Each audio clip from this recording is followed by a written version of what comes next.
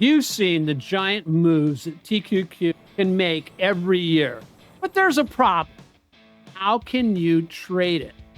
Part of the secret is learning to use a high probability entry system. Today, I'll show you how I use two charts to plan strategic entries so that we can all stop missing and stop guessing. How many chart time frames do you really need to swing trade TQQ? I use two, the weekly and the daily. Each has a particular job to do. I lean on the weekly for my primary entries, the early stage entries designed to catch more of the larger move. Then I use the daily for secondary follow-on orders once the bigger trend is underway. So which chart should we start with? Let's go to the weekly chart. There's a lot of videos out there that basically tell us the what. They say, if you would have got in here and rode this to here, you would have earned 167%. Yay! But the fact of the matter is, that's the what. We're going to focus on the how. Knowing what's happened is easy. Knowing how to prepare for it is what makes the entry strategic and can make you a master trader. So what are some of the parameters I look for? I only utilize two indicators and a single moving average to determine when to get into a trade. What am I looking for? Great question. While price action is important, what I'm looking for is I'm looking for these deep moves on the weekly chart on the TSI. To go along with that, I'm looking for my MACD histogram to start turning up. And when that happens, as we see here and here, typically that's my trigger to get into a trade. And am I getting in at the absolute bottom? No. I'm getting in closer to the 10-week moving average, which equates to the 50-day moving average. And then I'm looking to exit. By the way, I'm looking to exit, and that'll be the next video, strategic exits. That'll cover both stop losses and profit taking. That'll be out before the end of the week. But I'm looking to at least take some profits along the way. We won't get into that. But those are the two mechanical things that I'm looking for. And we see them across over this 1, 2, 3, 3.5 year period. We see it multiple times where it gave you an opportunity to enter a trade. I'm not trying to predict nor over-anticipate the exact bottom. I'm waiting for the chart to prove that the direction is changing. In other words, I'm being patient and I'm being prepared. So what are my expectations on these moves? With TQQ, as with several of the other leverage ETFs I trade, I expect it to provide enough trading opportunities during a year that I can generate a 50 to 100% plus profit opportunity, not a guarantee, an opportunity. And I think you'll see as we move towards the end of this video that the weekly combined with the daily charts enhances that probability. TQQ historically has shown the potential for these major moves. Some moves may range from 20% all the way up to 100%.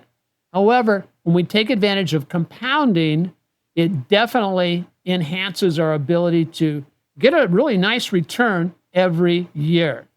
So let's walk through a real quick example of how this works. If I zoom in to this area up here, rolling back the clock to March of this past year, the week of March 23, as we see price actions on TQQ is falling down very rapidly. But I'm keeping my eye on a couple of different points. I'm keeping my eye on one, this support at 37.11, and also the support down a little bit lower than that. What is my TSI doing? Well, it's still continuing to dive, but it's definitely getting down into the oversold condition. My MACD histogram is also diving down deeper. So Being patient, being prepared says, I don't have a setup yet. What happens over the next week? In 1 week, the situation, I'm taking these snapshots at the end of the week on Friday after the close, the situation has changed. I now have a bullish candlestick, a bullish Arami, and check out what's going on with my MACD. My MACD is starting to turn up, and so that's a first positive sign. But the ultimate thing is, has my TSI crossed? And the answer to that is no. The green line is still slightly below the purple line. And so I don't have a cross. I don't have a trade. Moving forward to the week of April 6th, we see one for sure, yes, the TSI weekly has crossed up. The MACD has continued to move up. Plus, my price action has closed back above the 10-week moving average. What do I do? Well, one of the things I can do is just go ahead and buy it at the close on Friday. Now, when I get to the daily charts, I'll show you that there was a little bit of an earlier entry that one could have done with that. But on this particular trade, I would have entered during the final hour of the day at about $49.17. I call this green zone on the weekly TSI at basically the buy zone.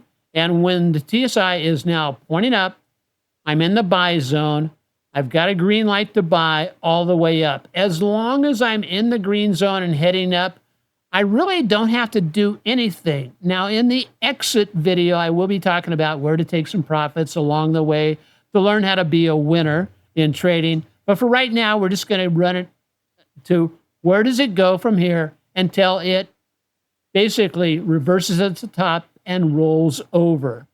From the time we bought, as long as the TSI remains heading up and hasn't crossed back over, this particular run on TQQs in 26 ran from where I bought it all the way up to a high of about 87.53, a 79% move in 9 weeks.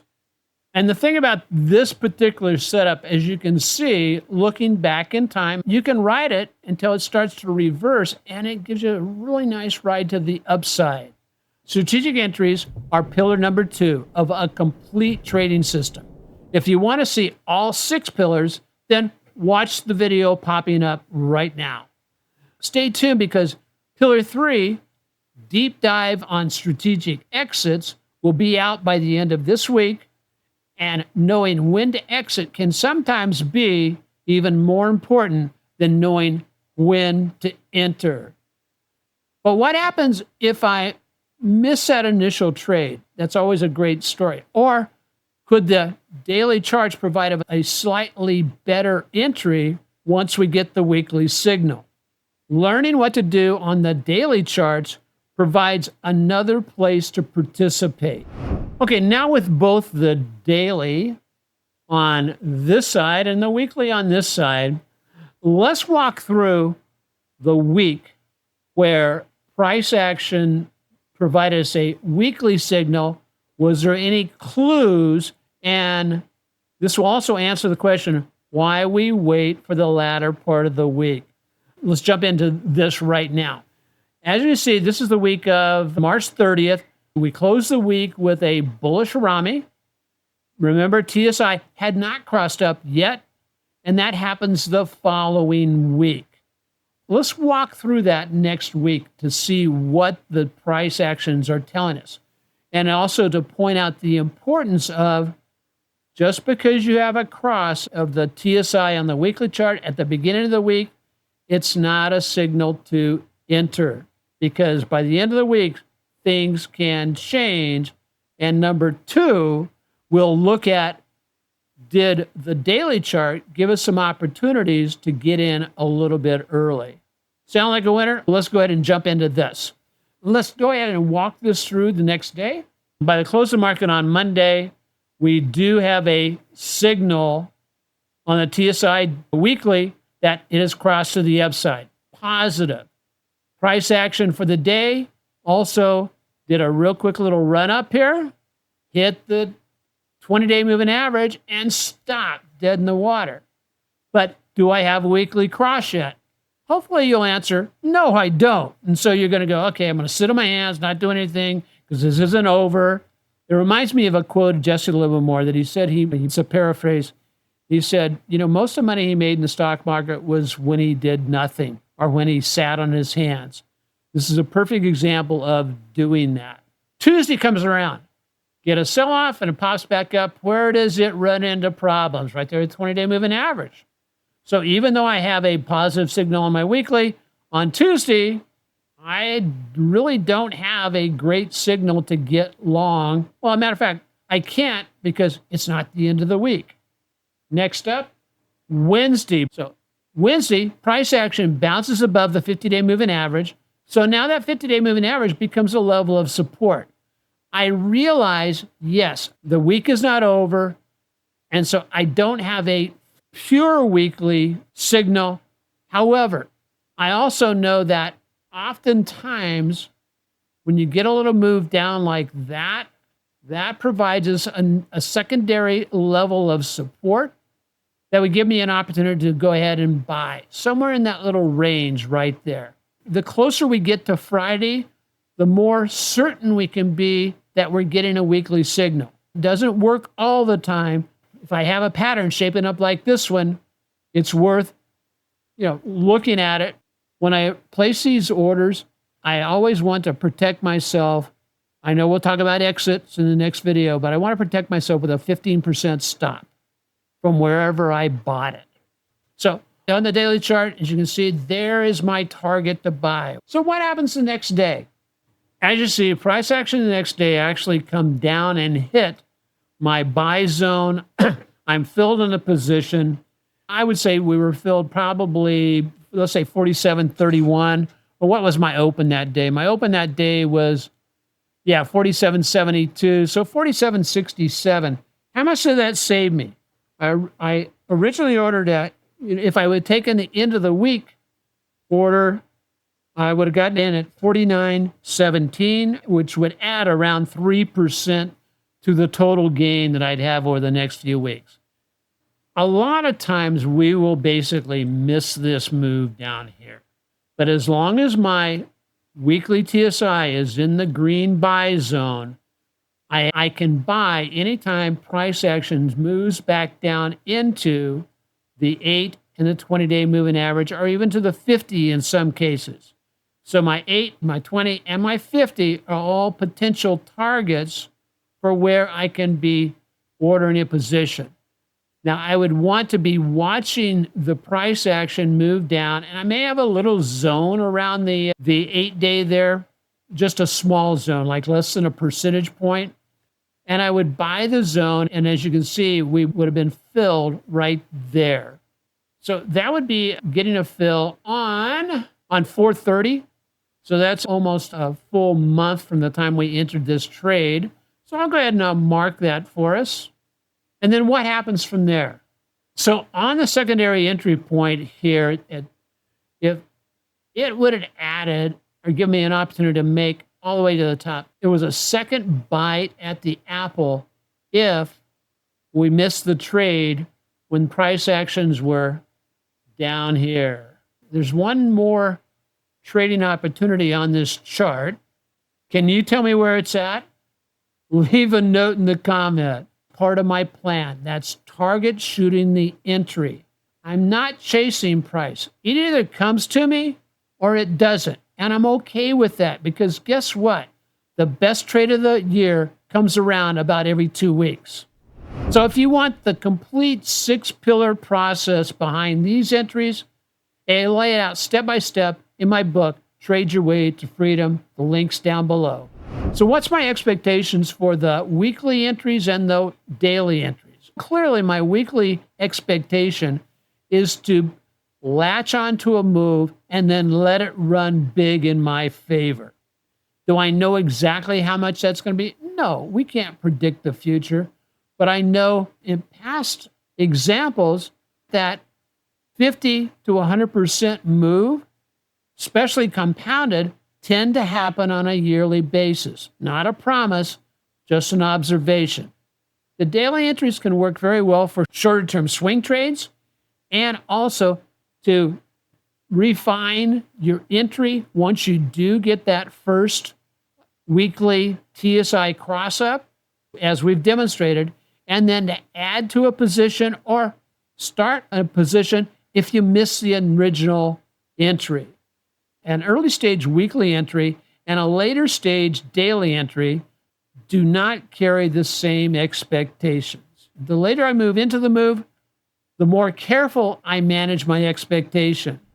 Your entry determines more than where you buy, it determines how you should manage the trade. There are some similarities between trading and when I was flying with the Navy. When I was flying with the Navy, we didn't learn a new aircraft every time we went out to fly a mission. The aircraft itself was our system. And then the missions were the strategies we flew. Same way with trading. The system should trump the strategies. And that's what I'm so proud about the AutoPilot trading system, because with this system, I can trade not only great leverage ETFs like TQQQ, but I can also apply it to options, stocks, other leverage ETFs, even Forex if I wanted to trade it, or crypto. Pretty cool, right? The system dictates. TQQQ is not the system, it's the strategy being traded. The entries are part of the system that remain constant and consistent. Most traders keep chasing new strategies because they don't have the patience to build and master a system they can trust. Getting into the trade is only half the mission, guys. In the next video, we'll cover strategic exits, how to adjust the exit based on whether you entered early or late, how to protect capital, how to avoid turning a winning trade into a losing trade. That Pillar 3 deep dive on exits will be out prior to the end of the week. A strategic trader does not chase, predict, or hope. A strategic trader prepares, waits, and adjusts expectations to the trade in front of them. So be patient, be prepared, because if you're guessing, you're missing. I'm Dennis Wilborn. I provide a clear and simple approach to trading consistency.